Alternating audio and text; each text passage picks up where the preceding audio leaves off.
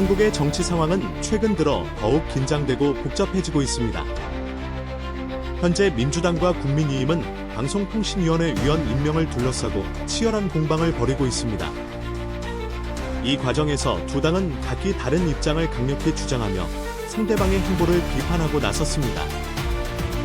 이런 가운데 특히 주목을 받는 발언은 민주당의 한준호 최고위원의 발언입니다.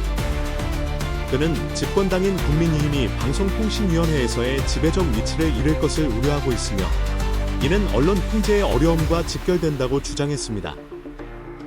한 최고위원은 현재 야당이 추천한 인사들이 방송통신위원회의 위원으로 임명될 경우 위원회의 구조가 기존의 2대2 균형에서 3대2로 변화하게 되어 언론에 대한 통제력 상실을 초래할 것이라고 지적했습니다. 이는 여당 입장에서는 큰 위협으로 다가올 수밖에 없으며 따라서 국민의힘은 이러한 상황을 막기 위해 모든 수단을 동원하려고 할 것입니다. 반면 국민의힘은 이에 강력히 반대하고 있습니다. 그들은 방송통신위원회 위원 임명이 공정하고 투명하게 이루어져야 한다며 민주당의 일방적인 위원 추천은 법적 절차를 무시한 처사라고 비판했습니다. 국민의힘은 특히 모든 위원 임명은 동시다발적으로 이루어져야 하며 그렇지 않다면 이는 방송통신위원회의 설치 및 운영법규를 위반하게 될 것이라고 경고했습니다. 이들은 헌법재판소의 최종 판결을 기다리며 위원 임명을 밀어붙이는 것은 부당하다고 주장합니다. 이 같은 상황은 한국 정치의 권력 다툼이 얼마나 치열한지를 여실히 보여줍니다. 두 당 모두 언론과 방송을 장악하거나 지배하려는 의도를 갖고 있으며 이는 그들의 정치적 영향력을 강화하는 데 중요한 수단으로 작용합니다. 이로 인해 방송통신위원회는 단순한 행정기관이 아닌 정치적 전쟁터로 변모하고 있습니다. 이러한 정치적 싸움은 단순히 위원 임명 문제를 넘어 앞으로 한국의 언론이 어떤 방향으로 나아갈 것인지에 대한 중요한 전환점을 의미합니다. 한국 언론이 여전히 독립적이고 공정한 정보 제공자로서의 역할을 유지할 수 있을 것인지 아니면 정치적 세력에 의해 통제되고 조작될 것인지에 대한 우려가 커지고 있습니다. 따라서 이 상황은 한국 사회 전체에 걸쳐 큰 관심과 논란을 불러일으키고 있으며 앞으로의 전개가 주목됩니다.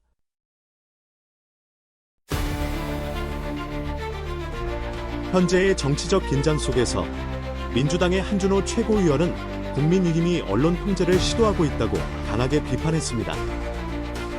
그는 특히 위원장과 부위원장이 와이튼 매각을 승인하고 KBS 이사를 날림으로 선임한 점을 강조했습니다. 그는 이 2인 체제가 얼마나 많은 손해를 초래했는가 라고 물으며 국민의힘이 스스로 법 위반을 자인하고 있다고 주장했습니다. 이는 현재 상황이 더 이상 방치될 수 없음을 강조하는 깊은 비판입니다. 한준호 최고위원은 또한 방송통신위원회 위원 추천권이 야당에 주어진 권리임을 강조하며 여당이 이 과정에 개입하거나 재판에 참여하는 것은 부당하다고 주장했습니다. 그는 윤석열 대통령의 직인이 선명한 공식 문서를 언급하며 합법적인 구조로 복원하여 위원회의 공정성과 독립성을 보장해야 한다고 강조했습니다. 이러한 비판은 언론의 자유와 공정성에 대한 논쟁을 더욱 뜨겁게 만들었습니다. 대통령 경호처와 경찰이 특정 시민 단체와 언론의 활동을 방해했다는 의혹이 제기되면서 시민사회와 언론 단체들은 강하게 반발했습니다. 군 인권센터와 언론 관련 단체들은 기자회견을 열어 이러한 행동이 권력남용이며 언론 자유를 침해한다고 비판했습니다. 특히 이들 단체는 대통령 경호처장과 고위 경찰 간부들을 국가인권위원회에 고발하며 정부의 불공정성을 지적했습니다. 이는 정부가 특정 이익을 보호하기 위해 국민과 언론을 억압하려 한다는 우려를 낳으며 대중의 큰 분노를 일으키고 있습니다.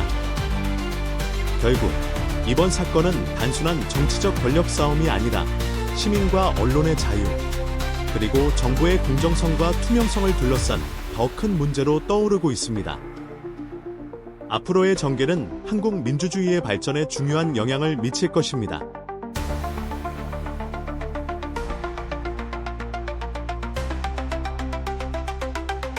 최근 기자회견에서 군인권센터, 전국언론노동조합, 언론개혁12년대는 국방부 종합민원실을 군사보호시설로 지정하고 언론의 자유를 제한하는 것을 강하게 비판했습니다. 이들은 국방부점에 있는 파리바게트와 백년 토종상계 같은 가게들이 민간인들에게 자유롭게 개방되어 있다는 점을 지적하며 이러한 제한이 전혀 합리적이지 않다고 주장했습니다.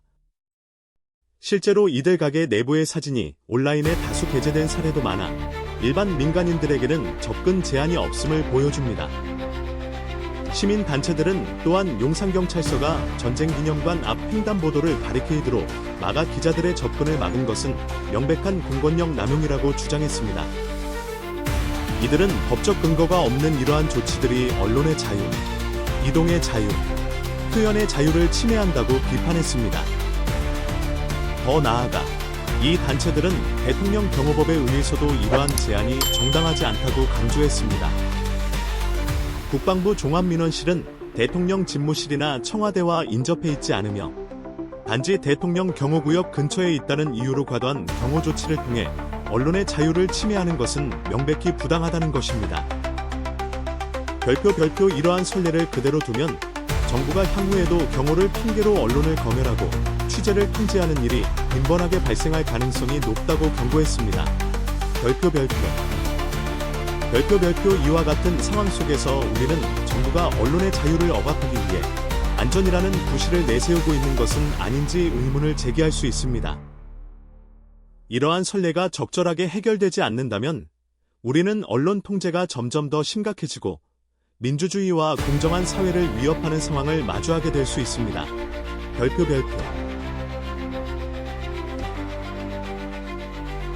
최근 용산 전쟁기념관에서 독도 조형물이 철거된 일이 큰 논란을 불러일으켰습니다. 전쟁기념관을 방문한 관람객들, 특히 한국인과 외국인 모두가 이러한 결정에 불만을 표시했습니다. 독도는 큰 상징적 의미를 지니고 있기 때문에 역사적이고 중요한 공간인 전쟁기념관에서 제거되지 말아야 한다는 의견이 많았습니다. 일부 사람들은 왜 외국인들에게 한국의 독도 주권에 대한 인식을 강화할 수 있는 상징물을 제거했는지 의문을 제기했습니다. 특히 일부 외국인 관람객들은 독도 조형물이 그대로 남아 있었다면 한국이 독도를 영토로 주장하고 있다는 입장을 쉽게 이해할 수 있었을 것이라고 솔직히 말했습니다. 한 미국인 관람객은 독도에 대해 전혀 몰랐고 기자의 질문에 독도가 한국 땅인가요? 라고 되물었습니다. 이는 조형물 철거가 한국과 국제사회 모두에게 중요한 교육 기회를 놓친 것을 보여줍니다. 전쟁기념관 측이 조형물 철거에 대해 제시한 시간 경과에 따른 훼손과 안전사고 우려라는 설명에 대한 대중의 반응도 냉담했습니다. 한 대학생은 전쟁기념관을 방문하면서 전시 공간이 넓고 많은 어린이와 외국인 관람객이 있다며 이러한 설명이 납득되지 않는다고 지적했습니다.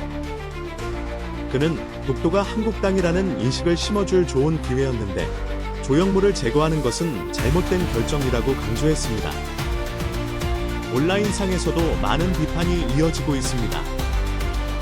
일부는 정부가 독도를 팔아먹으려 한다고 비난하고 있으며 정부의 모든 행동이 일본의 이익을 위해 이루어진 것처럼 보인다는 의견도 나오고 있습니다. 이러한 의견들은 영토 주권 문제와 관련된 정부 결정에 대해 공공의 실망과 우려를 반영합니다. 독도 조형물 철거는 국내에서만 논란을 일으키는 것이 아니라 국제적으로도 한국의 이미지를 훼손하고 있습니다. 정부는 이 결정을 재고하고 독도 문제에 대한 홍보 전략을 다시 검토해야 하며 독도에 대한 메시지가 명확하고 일관되도록 해야 합니다. 그렇지 않으면 정부의 정책에 대한 공공의 불만과 의심이 점점 커질 수 있습니다. 마지막으로 이 정보가 유익하다고 생각되신다면 구독과 좋아요를 눌러주시기 바랍니다. 내일도 저희와 함께 최신 정치 뉴스를 업데이트하세요. 감사합니다.